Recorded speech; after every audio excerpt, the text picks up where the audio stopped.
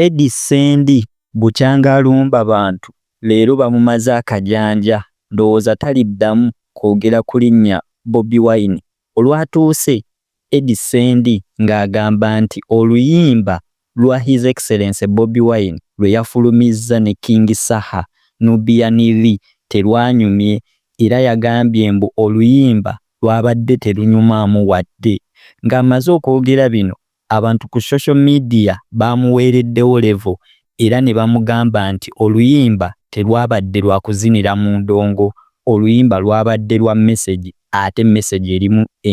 erimu nkulu nnyo. Naye ng'ekyamazima oluyimba terunyuma. Ge mazima oluyimba terunyuma. Ekyokubiri okumanya terunyuma bakutte n'ennyondo ne baluteekako. Mwami Edward Sendi analysis yo yalibadde nnungi nnyo era ewoomye nnyo singa eyogedde omuvubuka ali mu myaka gy'aba Brian Makona so si omusajja omukulu ali mu myaka gyo, kubanga omuvubuka omuto aba akyanoonya bimunyumira era ebimuwoomera, naye omusajja omukulu ali mu myaka gyo aba anoonya binaayamba era ebimujjanjaba. Nkakasa mwami Eddy Sendi oli mu myaka abasawo gye batuuse okugaana okunywa sukaali n'ebiwoomerera. Omanye ensonga lwaki? Nti emyaka emikulu girina kulya bijjanjaba era egibiyamba, era buli kyakulya ekiri recommended ku basajja ab'emyaka gyo kirina okuba nga kirimu vitamin oba ebiriisa ebiyamba okukuuma obulamu okusinziira ku myaka gyo. Mwami Eddy Sendi abasajja ab'emyaka gyo omusanga ng'anywa kaziire ng'ate abaana bazadde bali mu kunywa juice, si lwakuba nti ye tayagala juice oba kaziire yamuwoomera, naye ate kaziire mwemuli ekituufu kyanoonya. Kakati mwami Eddy Sendi naali kusuubidde okufokasinga ku bigambo ebiri mu luyimba so si ku mudigido oguli mu luyimba n'endeetayo ebigambo mu luyimba, kubanga eyakoze oluyimba yabadde aluleese ng'eddagala.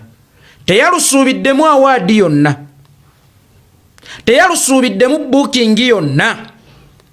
era teyalusuubiddemu kuzannya kugenda ku chat nti lwe lulina okuba nnambemu. Oluyimba terwazze kuvuganya era kinkanze nnyo n'okuluteeka mu kategore y'okuvuganya nga luvuganyiza mu music wadde nga yaluleese mu mbeera eri musical naye lulina kuvuganya na parliament. Lwabadde setteeserezo, lwabadde parliament etambula, lwabadde poliisi etambula, lwabadde igijja atambula, so si oluyimba oluzinibwako. His Excellency Bobi Wine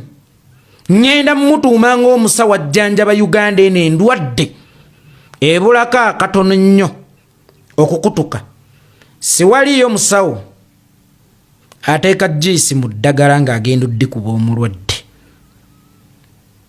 Omusawo asobola okukuba eddagala erikaawa kubanga ekigendererwa kye kyakukuwonya. Omusawo asobola okukuwa empeke ezikaawa kubanga ekigendererwa kye kyakukuwonya.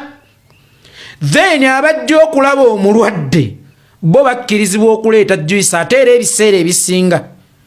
anywebwa bajjanjabi. Nabwe kityo His Excellency Bobi Wine awo w'omumanyidde okukubira ennyimba ezikukyamula, okukubira ennyimba ezikudigiza, awo yavaawo okujjako nga wawuukuuka. Olaba tukyayina ennyimba ezitujjukiza kafeero, tukyayina ennyimba ezitujjukiza basudde wadde nga tebakyafulumya. Gwanoonya ennyimba ennungi mu His Excellency Bobi Wine mukyagi gye ziri yazitereka mu bungi ng'era yeeteekerateekera akaseera nga kano ak'okukuba ennyimba ezikola ng'eddagala so si ezikola ng'ekiziniroko oba ezikola nga eziwoomesa omwenge.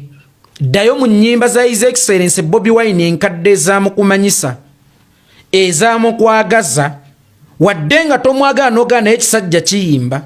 wuliriza ezo kubanga ye yakyusa dda audience kakati alina abantu ab'entegeera endala baweereza takyaweereza buweereza bakyakaze okuggyako abakyakaze abeetaaga okumanya ebigenda mu maaso mu ggwanga but luckily enough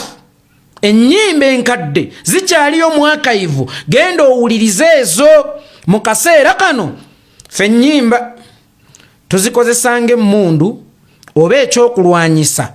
mu revolution eno gye tulimu bajjajjaffe abasinga baatabaazanga mpiiga abalala ne batabaaza amafumu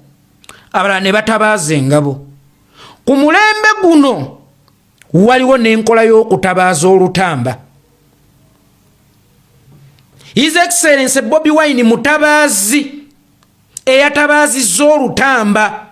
kakati singa tubeera mu lutabaalo azironga azinzisa omulabe azironga azinkoze kyekirina okukolebwa okuwangula olutalo then ale toyina kumbuulira ngeri gye nnina kutta mulabe oba toyina kumbuulira nti ono omulabe lwaki wamukubye lya mu kawompo wali mukubye lya mu liiso n'alumwa nnyo ekigendererwa azironga afudde omufu taba nanzita oba taba nankwata ekigendererwa kyabadde kyakufulumya bubaka era bwatuuse mu bantu nsanyusa nnyo naawe okuliriyakitingako kubanga kabonero ak'essimbalaala nti walufunye batyazawazi mu kiseera kino situtunuulira bulungi bwa luyimba awo twavaawo dda ate n'emyaka gyo nkakasa gyali badde gyavaawo dda naye nga tutunuulira ki ekiri mu luyimba kakati ekyo ekiri mu luyimba nga ggwe omusajja omukulu kyambulemu ebidongo okiwulirizenga ebigambo ogenda kuŋŋamba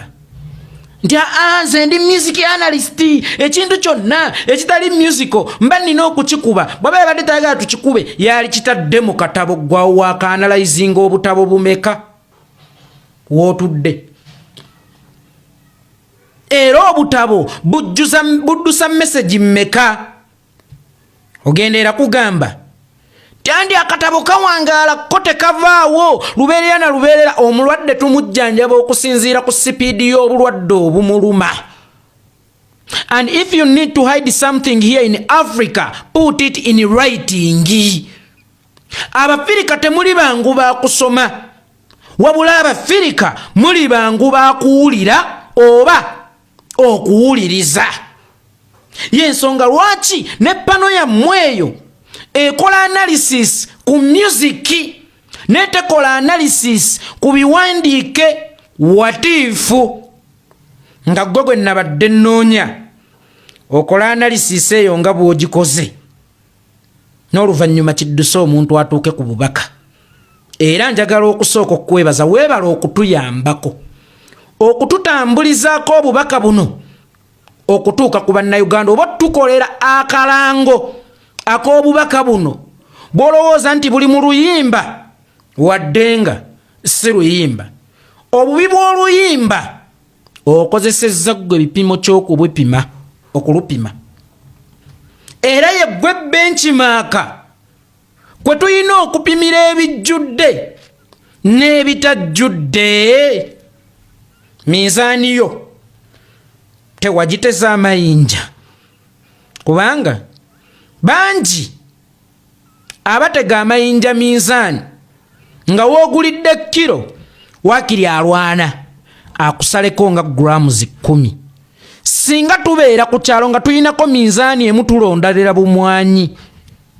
ddala mizaani eyo wadde nga yeebeera eriwo naye yentuufu okupima ebiweze mwami Eddy Sendi olulimi lwo lwe tulina okukozesa nga testa okupima ebinawooma n'ebitawoome teruliiko mabwa teruliiko mabwa lukola bulungi testi zaalwo ennyindo zo bwe tubaze tulina okweyambisa okuwunyirizanga teziriimu ssenyiga teziriimu ssenyiga mwami Eddy Sendi. Nabwekityo mwami Eddy Sendi,